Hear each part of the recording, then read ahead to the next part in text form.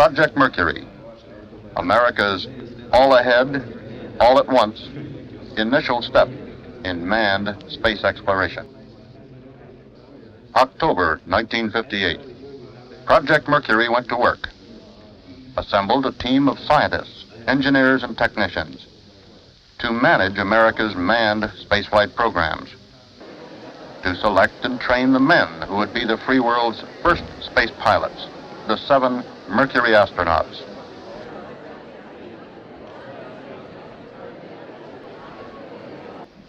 In January 1959, McDonnell Aircraft was chosen to produce the Mercury spacecraft. Inside, the astronaut, within an inner pressurized vessel of titanium and his full pressure suit. The base of the spacecraft is the heat shield, shaped to protect him during re-entry. He sits supported by a fiberglass couch with his back to the heat shield.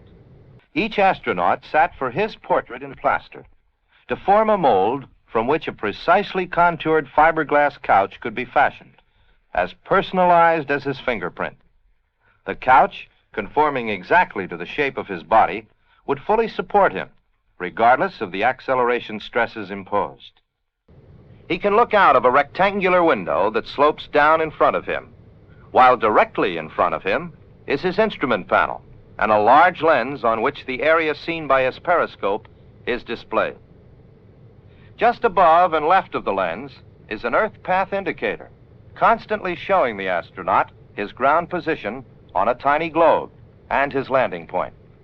Above the Earth path indicator are panel displays telling the astronaut whether the spacecraft is oriented properly and which way to move it if it isn't. With all, he has about the same room as he'd have in the cockpit of a typical fighter plane. To lift it into orbit, Project Mercury selected the Atlas rocket. Near San Diego, California, the Atlas boosters used for the Mercury orbital flights are assembled, their inner complexity disguised by the shining simplicity of their outer surfaces. The power of the Atlas engines, developing 360,000 pounds of thrust, capable of pushing the Mercury spacecraft fast enough and high enough to inject it into its 17,500 mile an hour, 100 to 160 mile high orbit. The Mercury-Atlas space vehicle had already undergone 5 unmanned flight tests, of which 2 had failed. 3 months ago, the 5th flight test, with a chimpanzee in the spacecraft, had successfully achieved 2 orbits of the Earth.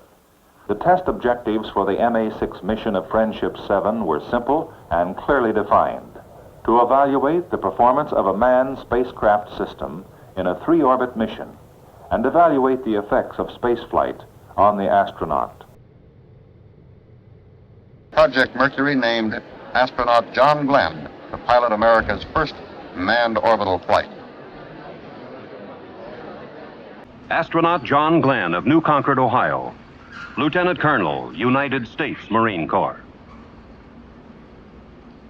Married, father of 2 teenage children. Glenn has been a pilot over half of his 40 years, has flown in 2 wars, and is a veteran test pilot who 5 years earlier established a transcontinental flight record as the first man to average supersonic speeds across America. He volunteered for spaceflight, is one of 7 astronauts selected for Project Mercury, and has waited 3 years for this day. 3 long, arduous years of study, of training, of waiting.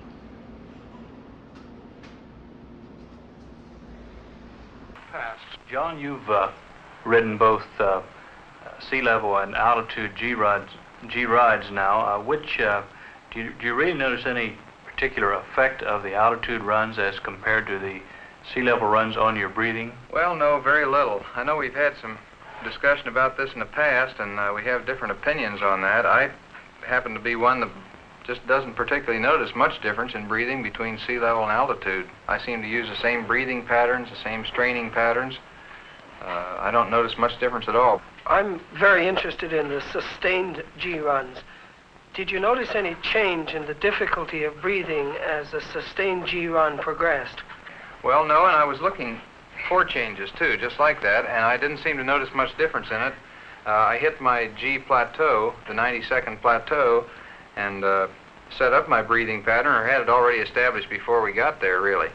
And this seemed to hold pretty much through the run, and I didn't need to vary it any at all. Now, of course, with it being a 90-second plateau, I think the patterns would undoubtedly change if we went to a longer plateau, because you would be becoming more tired, and you would undoubtedly change your position or change your straining pattern to accommodate the tired muscles if you went to a 5-minute run or 10-minute run. But during the 1.5-minute run, as we did today, which is longer than any re-entry we know of, too, really, for G's at these levels, I didn't change my breathing technique at all. Thanks for the summary, John. I know you got to catch a plane here shortly.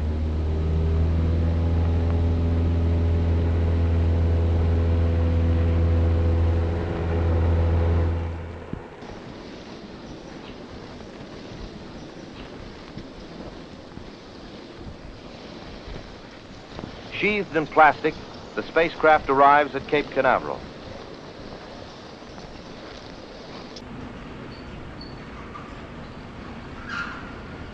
Workmen assemble each spacecraft, taking every possible precaution against contaminating it with dust or metal particles that could cause a failure.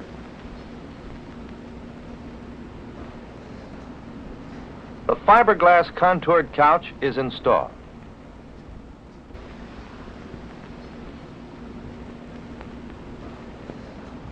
The retro rockets are checked. Lengthy, detailed checkouts of the spacecraft systems. Tests of the electrical circuits. Tests and retests of the control system. The life support system. Pressure, oxygen, cooling.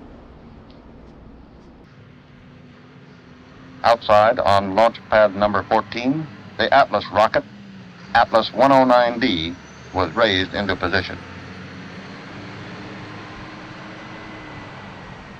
The Atlas is carried on a special trailer to pad 14.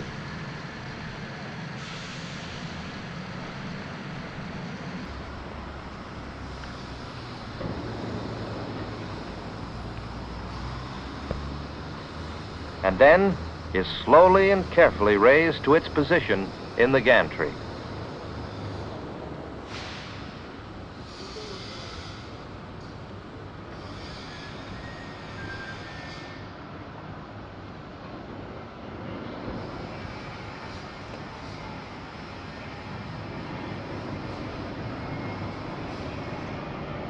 A plastic sheet protects the upper surface of the adapter, which forms the topmost section of the Atlas and provides the seat for the base of the spacecraft. Then the spacecraft for mating with the Atlas.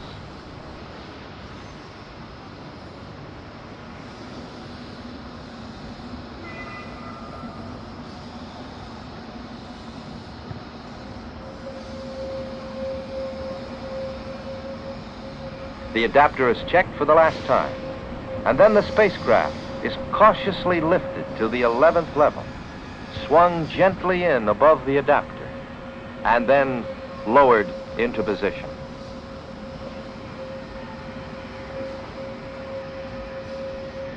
Launch time drew near. The spacecraft was gently placed atop the rocket.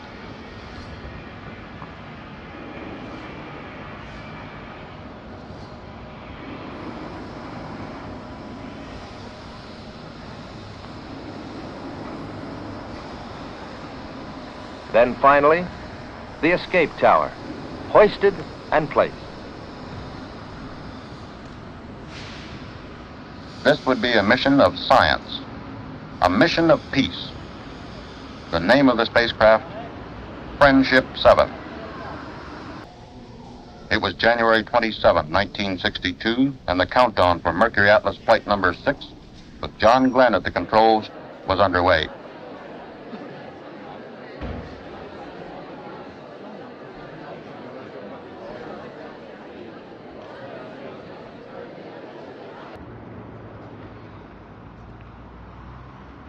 but the weather was marginal. 5 hours in the Mercury spacecraft, and it was still no go. Mercury's operation team made the difficult decision. The flight would not go today because of weather. We'd had our holds, of course, on previous launch attempts. We were asked how the delays affected our readiness. I think Scott Carpenter put it in probably the best light when he said I was the most fortunate one around with all this excitement going on, and because all I had to do was sit back and just hone the edge a little more and keep in good shape. February 20, 1962. 2:45 a.m. The countdown was underway again. A feeling of go was in the air. After a little shave and shower, he had breakfast at 2:45. And a little change in routine this morning. We had a quiet breakfast with just John, Dr. Douglas, Deke Slayton. I was a little bit late, but I had breakfast too. Breakfast had scrambled eggs, standard filet, little fruit juice, toast, jelly, and some postum. Postum.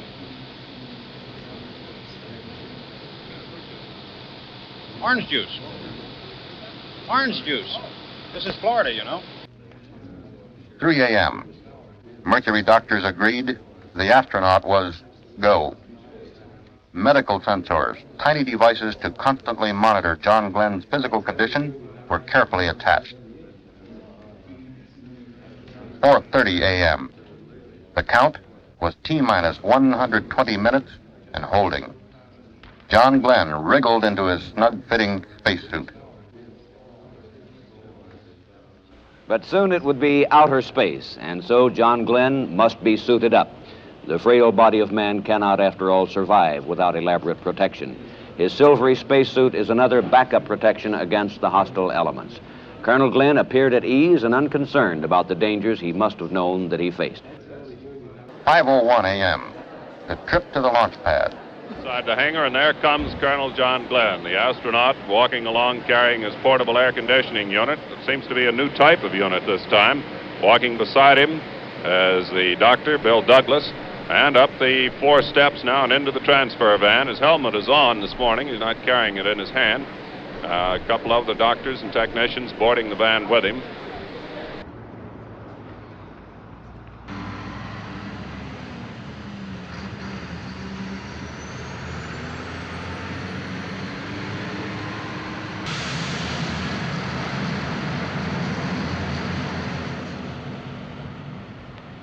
And here is Pilot Glenn stepping out now, switching the portable air cooler from his left to his right hand, then back to his left, and he moves his way around the front of the truck on launch pad 14, moving along some of the superstructure of the tower, and smiling and waving his hand for a moment to some of the workmen there, and shaking hands for a moment. And now stepping into the elevator, followed by Dr. Douglas, by suit technician Schmidt, by astronaut Deke Slayton, and the elevator is still poised at the first level. The door is closed, and the elevator now starts to ascend to the 11th deck. 6 a.m. The long elevator ride up to the 11th deck of the gantry, where Friendship 7 waited.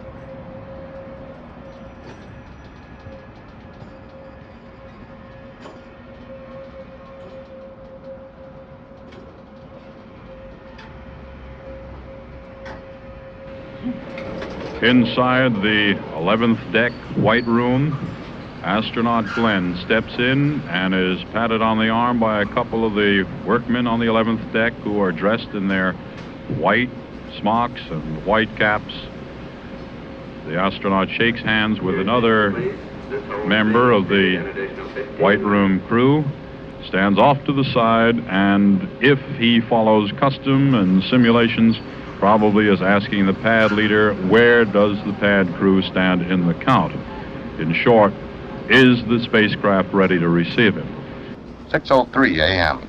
And now Glenn walks up the few steps and is removing the dust galoshes, the overshoes, which are to protect the shoes and keep them as free of dirt as possible.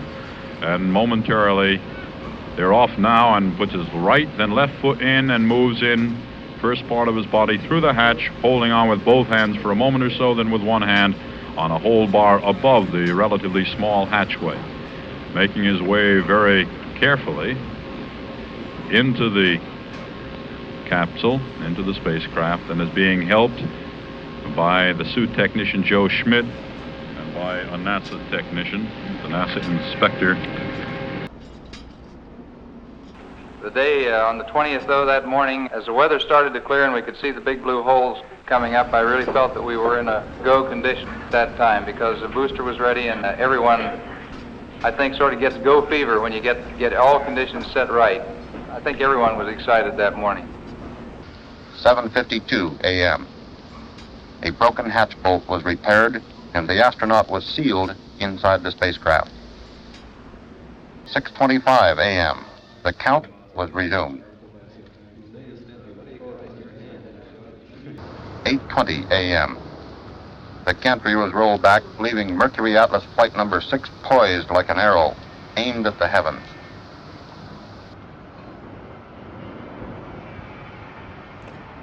A 250,000 pounds of rocket with thrust equal to 3.5 million horsepower. All to hurdle a 168-pound astronaut into space. Bad leader. Go ahead. Verify all tapes have been removed. All tapes have been removed from the adapter.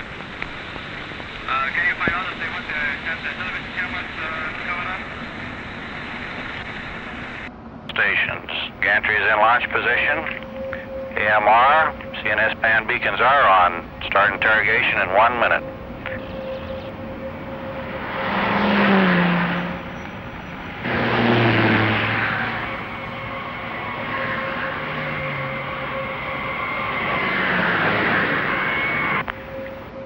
Recovery teams ready themselves to aid the astronaut.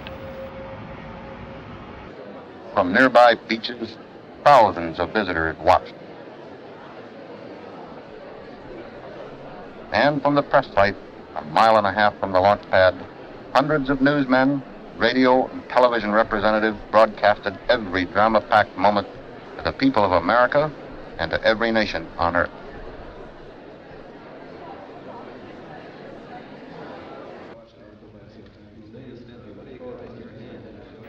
T-minus 15 minutes. Mark, T-minus 15 minutes and counting. There will be no smoking and a blockhouse until further notice. 8:58 a.m. A hold was ordered while a broken valve in the liquid oxygen fueling system was repaired. In the Mercury Control Center, the minutes ticked away. You want us to hold, Bermuda? We would like to hold at 7 and rerun a beast sim. We lost our main power on the computer and we just want to check that nothing else has gone wrong. What do you estimate? Somewhere between 5 and 10 minutes, Cape. Can't you expedite? Make it 5. All stations are holding at 6 minutes and 30 seconds. Estimate 5 minutes. 9:23 a.m. The count was picked up. Around the world, the Mercury Tracking Network reported condition green. All Mercury stations at T-minus 5 of our side cone 8. T-minus 30 seconds and counting. Roger. Scope is retracting. The scope is retracted. Light is out. Roger. We shall start valid TM on scope retract. Roger. You have firing signal. Godspeed, John Glenn. 10, 9. 6, 5, 4, 3, 3, 2, 1, 0. Operating. We're underway. Roger, reading you loud and clear. This is range safety. We have Liftoff 1447. Bumpy along about here. That's correct. How you range safety? range safety is still green. Roger. Clock looks good, flight. Clock looks good. Clock is running good. Clock is started. We're go. How about systems? Systems is go. Range safety still green. Fuel 102, 101, oxygen 78, 100, amps 27. Roger, loud and clear. Programming right down the line. 69. Roger, down the line. How you flying over? Okay, mine was 70 on your mark. Have some vibration area coming up here now. Roger, reading you loud and clear, John. It's coming right safety a little bit. Had a little contrast. Roger, right the window or something there. Roger. How you, Sergeant? Go all the way. Go 102, 101, oxygen 70 to 101, AO24, still okay. Trajectory through Max Q is good. Swirling out now, getting out of the vibration area. How's the clock? Roger, you're through Max Q. Right now, flight is very good. Pitch 4-3. Right now, real fine. How's your communications, Capcom? Having pressure coming down by 7. Okay, flight very smooth now. How you, environment? Roger, flight go for 2-4. Trajectory still looks good, but a little high on flight path. Roger.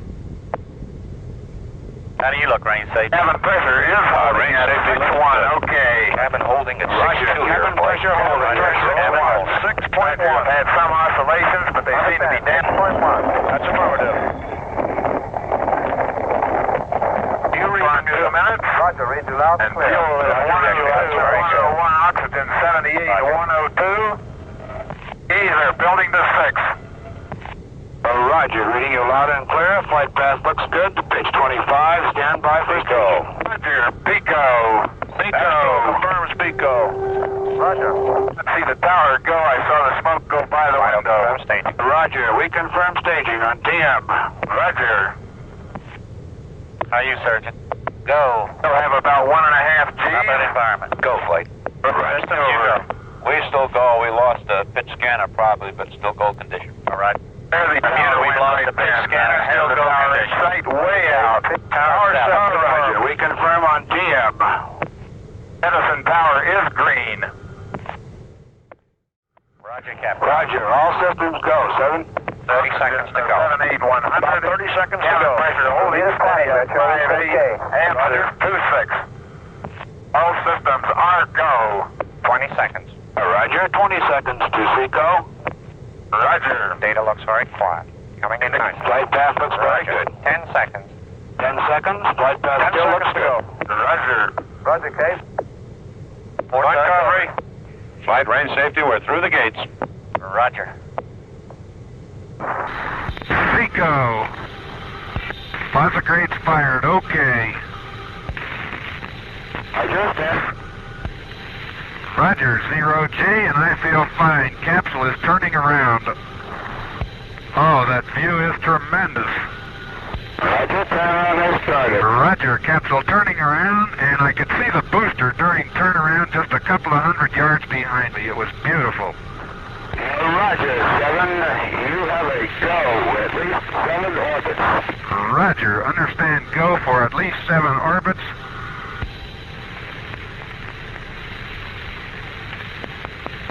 This is Friendship 7, can see clear back a big cloud pattern way back across toward the Cape.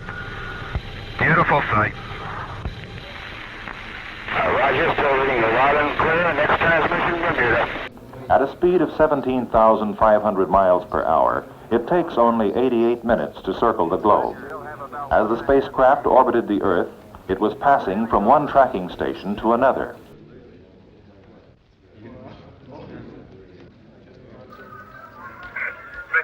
Friendship 7, clear Capcom. Read you. The horizon is a brilliant blue. There, I have the mainland in sight at present time, coming up on the scope, and have Canaries in sight out through the window, and picked them up on the scope just before I saw them out the window. Over. Friendship 7, this is Kano Capcom. I read you loud and clear. How do you read me? Over. Roger, Kano, loud and clear. How many? Roger, loud and clear. What is your status? Over. So this is Friendship 7. My status is excellent. I feel fine. Over.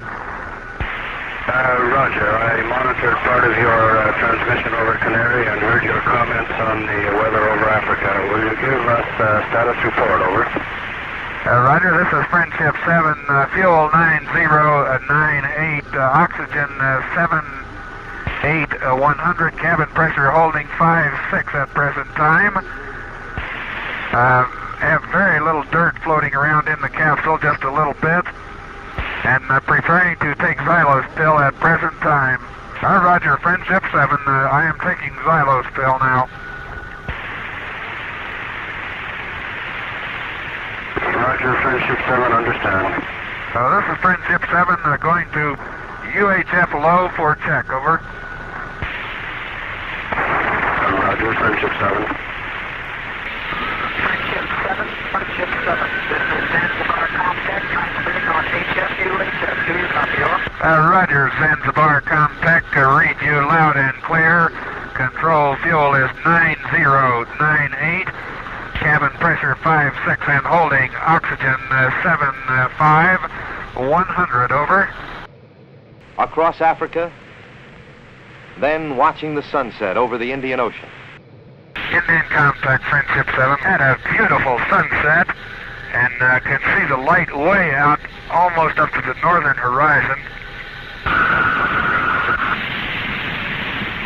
Ship 7, we have launched our flare. You understand it is over? That is affirmative.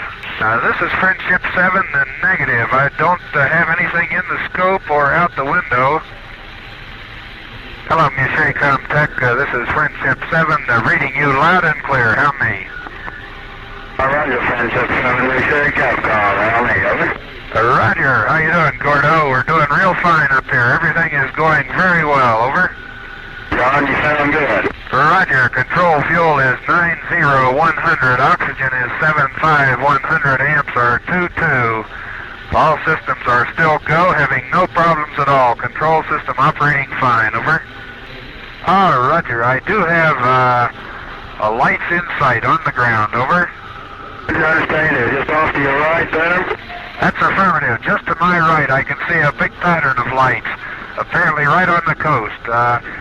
I can see the outline of a town and a very bright light just to the south of it. On down. Rockingham, you're saying there. Roger. The lights show up very well, and thank everybody for turning them on, will you? Very well, John. Very fine. On down farther to the south and inland, I can see more lights. There are actually four patterns in that area. And also coming into sight in the window now is another one almost down under me. The lights are very clear from up here. Roger, sounds good. In the night over Australia, then the sun rising behind him as he crosses the Central Pacific. This is Friendship 7. I'll try to describe what I'm in here. I'm in a big mass of some very small particles that are brilliantly lit up like they're luminescent.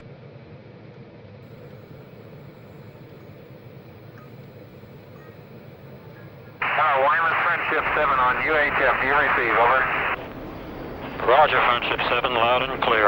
Over. Roger, this is Friendship 7, loud and clear with you also. Are we still go from Control Center? Over. Roger, we're still go. Roger, Friendship 7. All systems are go in the capsule. Friendship 7, Grimus, if you have a chance, could you give us a blood pressure check?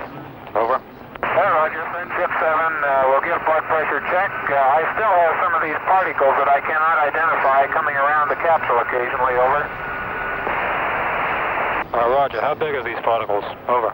Very small. I would indicate they're of the order of a 1/16 of an inch or smaller. They drift by the window, and I can see them against the dark sky. Just at sunrise, there were literally thousands of them. They looked like just a myriad of stars. Over. At the end of the first orbit, a thruster malfunction permitted only partial use of the automatic stabilization and control system.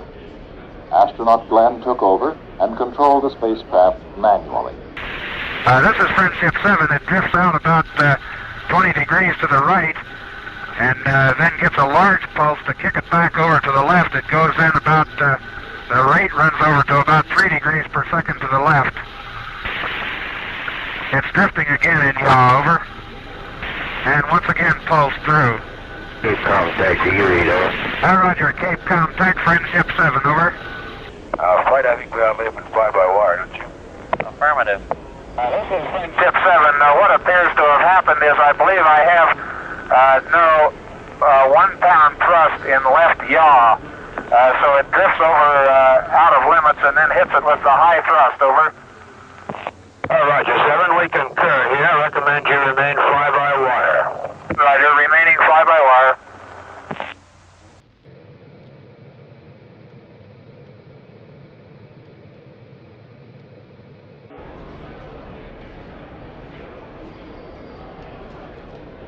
The flight continues. Orbit number 2, around the world in 88 minutes. Friendship 7, would you take a deep breath? Roger, that's a deep breath.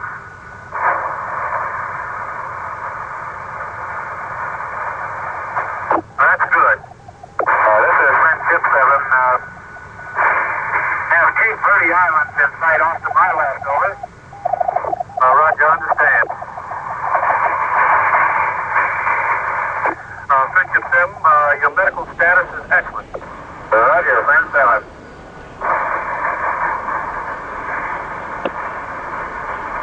Light, This is Friendship 7. The sun coming through the window is very, very warm where it hits the suit. I get quite a bit of heat from it. Roger, understand. This is Friendship 7, correction. We'll do day horizon check now. Roger. Standing by. receiving Canary Island. Roger. The second orbit over Mouchet, Australia, a ground telemetry signal indicated that the heat shield might be loose.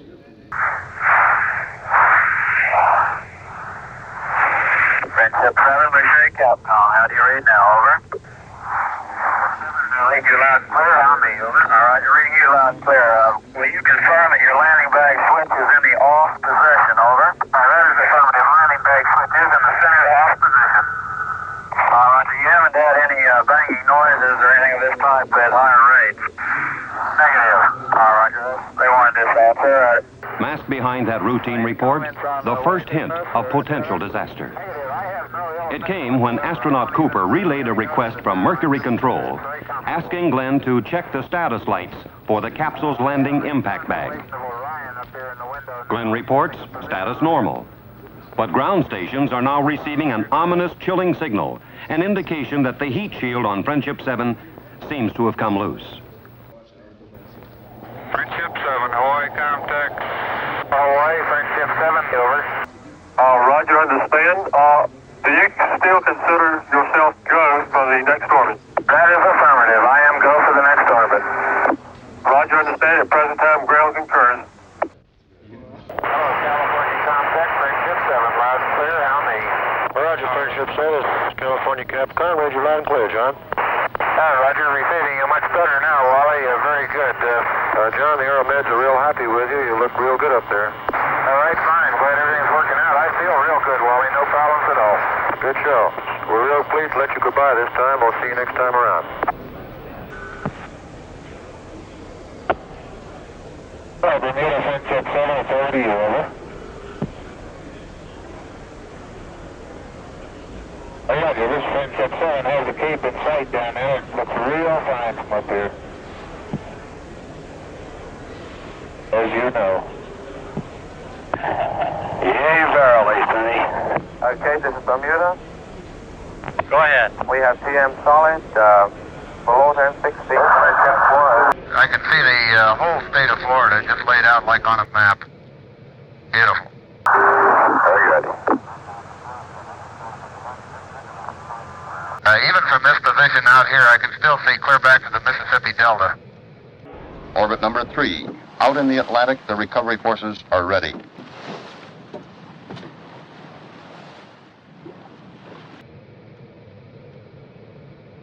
The Atlantic.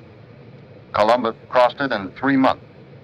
Lindbergh in 33.5 hours. John Glenn in 14 minutes. For the third time, the Mercury Tracking Network receives complete data from the spacecraft. Data which is instantly transmitted to the Goddard Space Flight Center near Washington, fed into the computers for reduction and immediate retransmission to Mercury control at Cape Canaveral. The entire process requires less than 30 seconds. Reasonable evidence that it's a malfunction of the heat shield limit switch and not the landing bag extend relay. You think that the relay would have stayed in, is that right? You'd have gotten a signal to it? Roger. If the bag had came loose, unless it came loose and now it's bouncing back to the closed position every now and then, but then you would think it'd bounce more.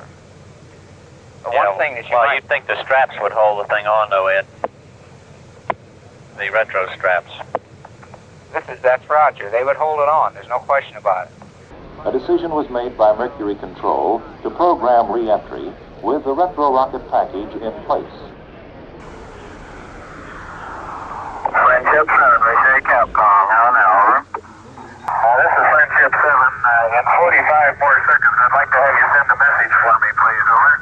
Roger. I want you to send a message to the director, to the commandant, U.S. Marine Corps in Washington. Tell him I have my 4 hours required flight time in for the month, and request flight should be established for me, over. Roger, will do. For the third time, John Glenn sees the sun rise out of the trackless Pacific. Then it is time to fire the retro rockets that will slow the spacecraft and bring it back to Earth. California, this is Cape Flight. Go ahead, Cape Flight. We'd like to leave the package on at least through Texas. So tell him to keep his retro jettison switch off. John, leave your retro pack on through your pass over Texas. 20 seconds. Roger. Ground, as most of you probably know, the ground telemetry receivers had picked up an impulse that we possibly had a loose heat shield. And for that reason, it was deemed advisable to keep the retro package in place during re-entry so that it would go ahead and burn off, but by that time we would be in a high enough aerodynamic force field to keep the heat shield in place in case it was in fact loose. I didn't really contest this decision from the control center because I knew that the experts we had on the ground had certainly thought this thing out much more thoroughly than I could in flight. I knew that there would not be any change of this magnitude made unless it had certainly been considered from every possible angle by many, many experts on the ground, all the people that designed the system and all the other experts that were in the control center. Roger, understand. Near the end of the third orbit, between Hawaii and the California coast, the retro rockets facing forward were fired to slow the spacecraft for re-entry into the atmosphere.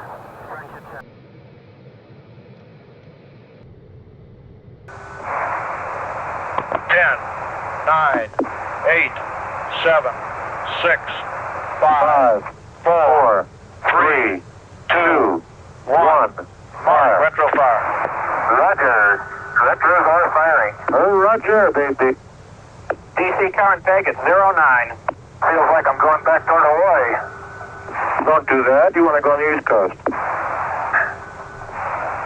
Roger. Fire retro light is green. Roger, we got all 3 here. Roger.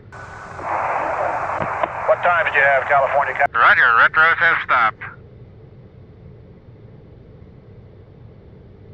Yes, sir. Looks good, Wally. We'll see you back east. Roger. Have a good ride. Bye, boy. The Mercury team at Cape Canaveral reaches a crucial decision. The ground telemetry receivers had picked up an impulse that we possibly had a loose heat shield. And for that reason, it was deemed advisable to keep the retro package in place during re-entry so that it would go ahead and burn off, but by that time we would be in a high enough aerodynamic force field to keep the heat shield in place in case it was in fact loose.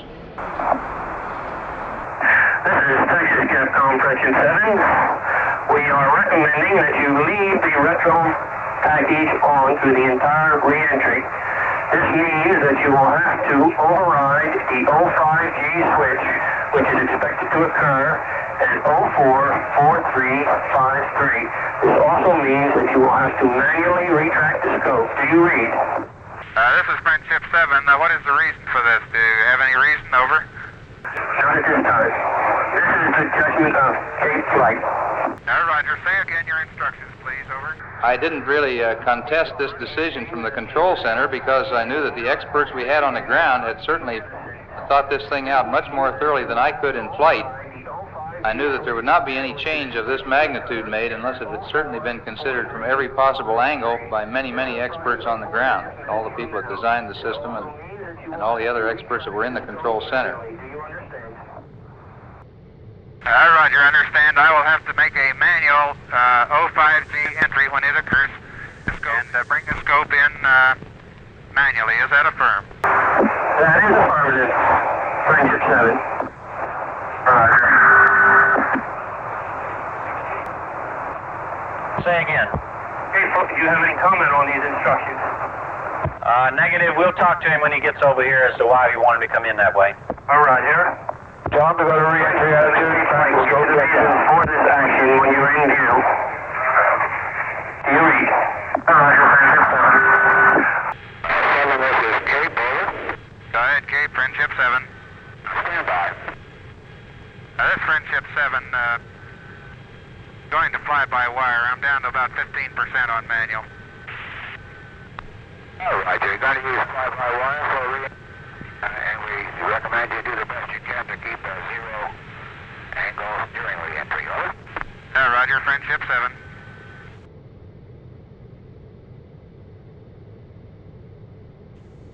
The spacecraft begins to pile up a shock wave. Speed, 15,000 miles an hour. The temperature of the heat shield is approaching 3,000 degrees. Its fiberglass surface is beginning to ablate, to char, to melt and vaporize, streaming away to form a glowing electrically charged wake.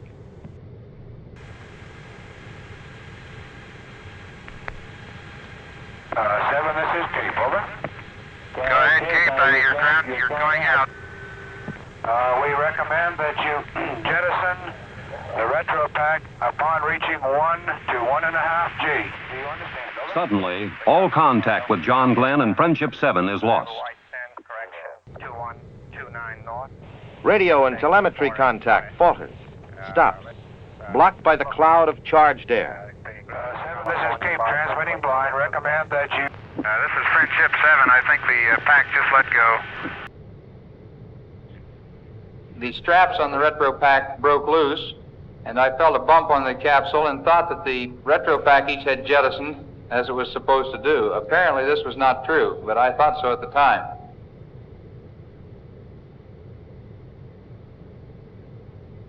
This is Friendship 7, a real fireball outside. This made a pretty spectacular re-entry from the capsule standpoint, because as it went on into the higher heat pulse in and this glow picked up outside the capsule to sort of a bright orange outside the window, it became apparent that something was tearing up on the heat shield end of the capsule, because there were large pieces from anywhere from pieces as big as the end of your finger to pieces probably 7 or 8 inches in diameter were breaking off and falling off the edge of the capsule and coming back up past the window, and were flaming very brightly. You could see the fire and the glow from them as they would come back up past the window. This obviously was the retro package tearing up and breaking off as we knew it would if it had been retained. I thought at that time, however, that the retro package had already been jettisoned. So there were some moments of doubt there as to whether the heat shield had been damaged and whether it might be tearing up itself. And this could have been a bad day all the way around if that had been the case. But it was very spectacular looking out into this orange glow outside the window, bright orange glow, and seeing these big flaming chunks go back along the flight path. Roger. I don't think that pack's going to come off at 1.5 G. I didn't get that message to him, I don't believe. Roger. Friendship 7, this is Cape. Over.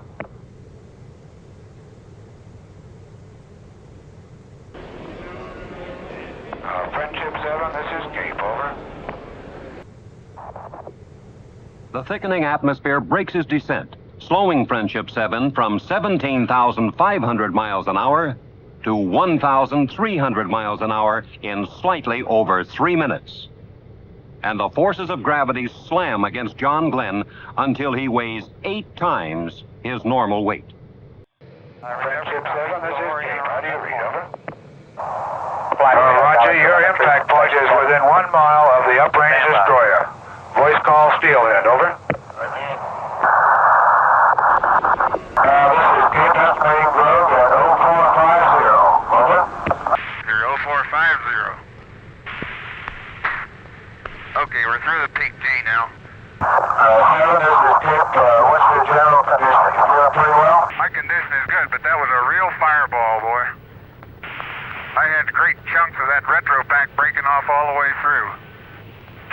Very good. It did break off. Is that correct?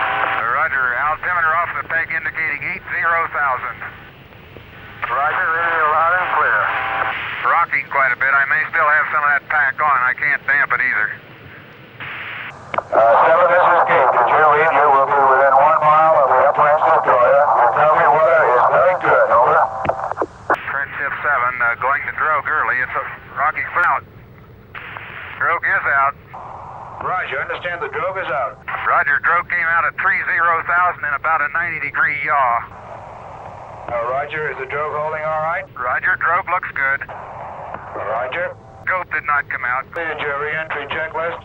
Roger, pumping the scope out. Entry checklist, over. Say again. Roger, re-entry checklist complete. Standing by for main at 10. Go ahead. Roger. I don't think we'll have anything better than that 2131-6853 that we have there right now until we get the IP7090's integrated value, which they're doing at this time, based on... Coming down on 10, snorkels are open. Right, Roger. Roger, understand snorkels open. Network. Roger. Yeah, network. San Salvador 16 had a bearing. Main chute is on green. Chute is out in reef condition at 10,800 feet and beautiful chute. Copy. Copy. Chute looks good. 728,000 units. On O2 emergency and the chute looks very good. Roger, main chute. Rate of descent has gone to about 42 feet per second. The chute looks very good. Hello, Mercury Recovery. This is Friendship 7. Do you receive? Mercury, Friendship 7. This is Steelhead. Loud and clear. Over. Right here, Steelhead. Friendship 7. The chute looks very good. Over.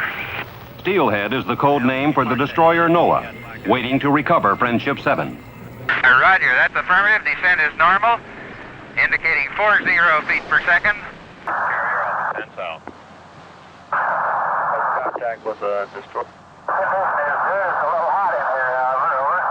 Friendship 7, this is Steelhead. Be advised, I have you visually...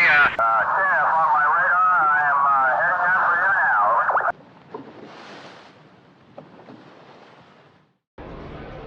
have landing bag on green, over. That's affirmative. Landing bag is on green.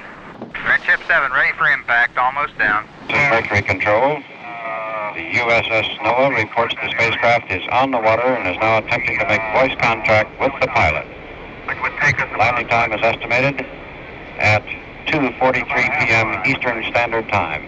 Friendship 7, this is Steelhead. Hold you in the water. What is your condition, over? Roger, my condition okay. Does the capsule look like it's okay, over? Friendship 7, reference your last affirmative. Capsule looks good from here, over. Roger, understand they want me to stay in the capsule until rescue. Friendship 7, Steelhead, that's Charlie, over. Roger. After 4 hours and 56 minutes in space, John Glenn and Friendship 7 returned to Earth. Astronaut Glenn and his spacecraft Friendship 7 landed well within the planned recovery area. John Glenn Jr. orbited the Earth 3 times and landed safely in the Atlantic at 2:43 p.m. With his capsule, he was taken aboard the destroyer Noa at 3:01 p.m. From the USS Noa indicate the Friendship 7 spacecraft was picked up clear of the water at 1 minute after 3 and finally set down on the deck at 4 minutes after 3 this afternoon, Eastern Standard Time. At 3:04 p.m. Eastern Standard Time, Friendship 7 comes to rest aboard the United States destroyer Noa. John Glenn reports, my condition is excellent. They are in the process now of opening up the spacecraft to remove John Glenn from the spacecraft. A change of clothes, A breath of cool air. A short debriefing. First off, it was quite a day. I don't know what you can say about a day in which you see 4 beautiful sunsets in one day, but it's pretty interesting. 3 in orbit and 1 on the surface after I was back aboard ship. But this is a little unusual, I think.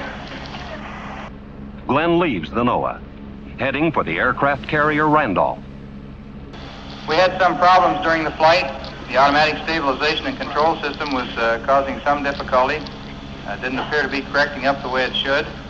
Was able to use the manual control during that period, and this appeared to just didn't cause any trouble at all. It seemed very natural to take over manual control after all of the trainer work we've done. Trainer simulations, incidentally, were very, very close to the orbital control situation. This was particularly true in the fly-by-wire mode where we control through the automatic thrusters.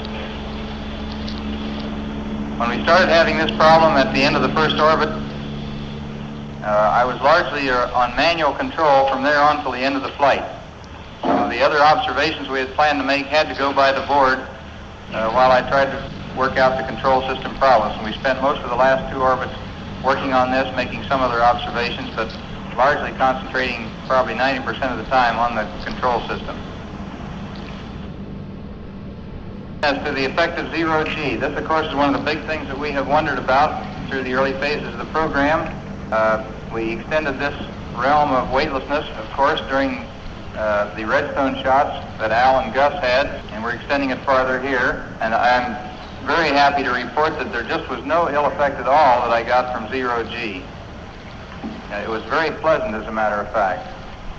We had no tendency to particularly overreach switches or have any trouble with the controls as a result of zero-G. It was indeed a very, very pleasant experience. Some of the things that happen under zero-G sort of demonstrate how fast, though, a human being adapts to this situation. I recalled last night when we were discussing some of these things, the fact that I had this little hand camera once, and I had taken a picture and I wanted to do something with a switch immediately, and it just seemed natural at that time after I'd been weightless for, I guess it was a half hour or 45 minutes. I had acclimated to this rapidly enough that it just seemed perfectly natural. Rather than put the camera away, I just put it out in midair and let go of it and went ahead with the switch position here and reached back to the camera and went on with the work. And I remembered thinking afterwards that we were treating this pretty blasé at the time here, but I think it demonstrates, the point I'm making is that I think we all adapt very, very rapidly to these new situations.